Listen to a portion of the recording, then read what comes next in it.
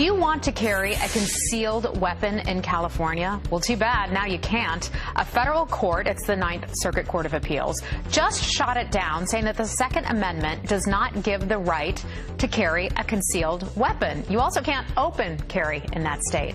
Well, that ruling upholds a state law requiring that people give a specific reason for wanting a permit. Self-defense doesn't count. A challenge to that ruling could set up a Supreme Court battle. Here we go again with more gun grabbing, this time from the state of California. On Thursday, June 9th, 2016, the U.S. Ninth Circuit Court of Appeals decided in a 7-4 ruling that California counties may restrict permits for carrying concealed firearms in public. Now, that overturned a 2014 decision that prompted some California counties to relax their rules. To back up a little bit, the 2014 ruling was something that was prompted by a man named Edward Peruta. He had challenged the San Diego laws that say you must present a valid, air quotes, valid reason why you need a concealed carry permit. The reasoning can be up to the people that are in the local jurisdictions. So prime example, Mr. Peruta said that he just wanted it for protection, just general self-defense. But San Diego said that was not enough of a reason. They needed a more specific reason and a more pressing reason, I suppose. I guess it's something like maybe your life is in danger, you have a stalker, you are a celebrity and you need to be protected, you carry large sums of money. They want a better reason than just self-defense. And he was able to successfully bring it to court to get them in San Diego to actually relax their laws. Now, the initial ruling only affected San Diego, but then it spread to other places in California because they followed San Diego's lead. And there was a gun control advocacy group led by Attorney General Kamala D. Harris to get that ruling in 2014 overturned, but they were unsuccessful in a 2-1 ruling. But now, fast forward to 2016, it still was appealed and now it's been overturned. So now San Diego or any other place in California and any of the other 8 places in DC, including Connecticut, Delaware, Hawaii, Maryland, Massachusetts, Vermont, New Jersey, and New York, they can say, okay, we need a more specific reason, and it's up to us and the local cities, jurisdictions to say what that reason is. And there's not one real standard to say what the reason could be, which is crazy. And in California, there is no open carry. You know, it's not like here in Virginia where you can open carry with no permit. But concealed carry need a permit. In California, there's no open carry, except for in certain circumstances, like if you're in a rural environment or something like that. But for 99% of people, you're not going to be able to open carry. So effectively, this kind of like restricts any kind of gun carrying in public outside of just extreme circumstances. Now, the ruling here says that the Constitution, Second Amendment, does not guarantee you the right to carry firearms in public. That is the ruling here. And really, it's a way to undermine the Second Amendment. Because if I have the right to bear arms, then my right should not be so restricted. You could say, okay, you have the right to bear arms, but you can't bear it in public and you can't bear it when it's concealed or when it's not concealed. But maybe we'll give you the right to do it, but only under certain circumstances. And I think that's just crazy. But here we are. This is what's going on in 2016 in California and also in the other states that have been mentioned. Now, this is a big thing here because this is right at election time, of course. This would be something that somebody like Hillary Clinton will campaign on to say that, hey, look at what California is doing. We should do that across the nation. Places like Illinois, where you already have tight gun control in Chicago. Maybe they're going to say that's going to be statewide now to prevent guns from coming into Chicago. But this is people that are being either ignorant to what's going on or they're intentionally doing this to try and prevent guns from being in the hands of citizens to protect themselves against a tyrannical government. Because I forget who that was. It may have been Obama that said something about the mythical van that they'll just pull up in a ghetto with guns that they buy from the store and sell it in the street. That makes no sense. Because the whole thing about it was that somebody would go out of town, buy a bunch of guns legally, and then sell them in the street. That doesn't make any sense because a gun retail is worth much more than it is in the street. Street guns are cheap. You're not going to go buy guns retail and then sell them in the street.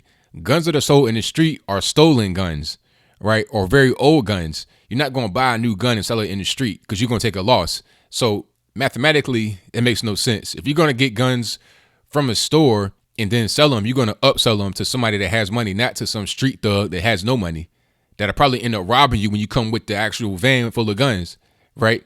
So that whole thing about trying to prevent guns from getting in the hands of criminals, it doesn't pass the smell test when you look at people that are behind it. People that are behind it want to restrict guns in general, and they don't want you to have them at all. And it's more about a thing of trying to prevent people from having guns that need them to protect themselves away from a tyrannical government. The whole must show good cause thing is ridiculous, because how are you going to have different places that have different rules on what the good cause is? If it's going to be good cause, then there must be something that is like a uniform thing. It can't just be, well, whatever we decide it's going to be, that's what it's going to be. It's kind of reminiscent to what was going on before the 1965 Voting Rights Act. It's like voter suppression, but this is real suppression here when you say, oh, you can't get a concealed carry unless you tell me a good reason. And it has to be a reason that they personally feel is good. I mean, I think self-defense is a good enough reason. I want to defend myself away from people that are criminals that mean me harm. That should be enough reason right there. But somehow they say, oh, no. That's not good enough. We want you to go through, jump through hoops. We want you to jump through fire hoops. We want you to be able to balance on a tricycle. We want you to be able to do all these different things to be able to get your concealed carry. And it's just a ridiculous thing. But this is where we are right now in 2016. I don't really see it declining. Like I said before in previous videos, social justice warriors, people that want to restrict what you're able to do in society, that think that conservatism is evil, they are never satisfied. This is going to just be one step in their never-ending quest to get what they want to have realized. The ultimate goal for these people is to remove all the guns from everybody that are law-abiding citizens. Of course, the people that are not law-abiding citizens will not relinquish their guns. They'll still have them. They'll steal them. They'll shield them from you. You will not be able to confiscate them, because really the end game here is to have a national gun registry to where every gun can be tracked. Every gun can be located.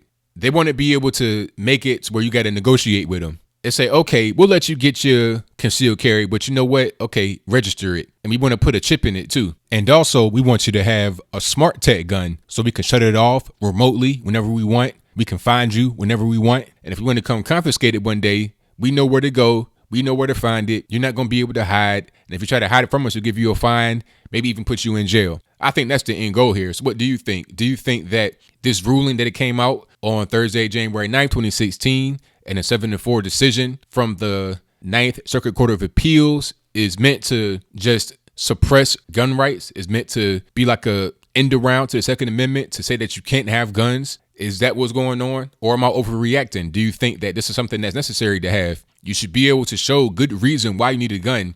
And if you can't show it, then you have no business having it. But what about the criminals that are out there that don't have any good reason why they need a gun?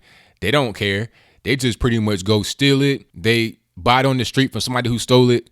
They don't care. They'll have their guns and they won't have to tell anybody any good reason why they have it. What about them? What are you going to do about them? Do you think there should be tighter penalties for people that have guns that should not have them? Felons, people that steal them? For some reason, I don't see anyone talking about that. And that's the true problem here. Criminals with guns. But somehow regular citizens get targeted for having guns. So it makes me wonder, why is it such a big deal to have regular citizens not have guns? I mean, what is the government cooking up that's so important? Whatever your comments are, positive or negative, just let me know in the comments below. And that's all I got to say for this video.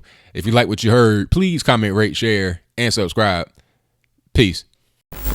But the more interesting question is, why is this playing out in the courts in the first place? What would happen if you put the Second Amendment up to a popular vote, if you actually brought democracy to bear on this question? I think you would find that it has pretty broad support, that Hillary Clinton is actually out of step with the country on this question. The left in general is out of step with the country on this question, which is why they want it to be in the courts. And the broader question is, look, why shouldn't politicians live by the laws they espouse? I can't carry a concealed weapon, fine. Neither can Hillary Clinton's bodyguards. I think if they actually had to live by the laws that they back, they would have very different views on those laws. You hear that a lot, Namiki, because don't. listen, think about that. You know, we live in the city, lots of cops, brave men and women on the streets trying to protect us. A lot of people in rural areas don't have that luxury of cops everywhere who are looking out for them. And they actually feel in some of these counties that the sheriffs are not consistent with their worldview and actually might leave them hanging. I mean, that's if you talk to people out there in the real world, they talk about that. They want to have their gun just in case.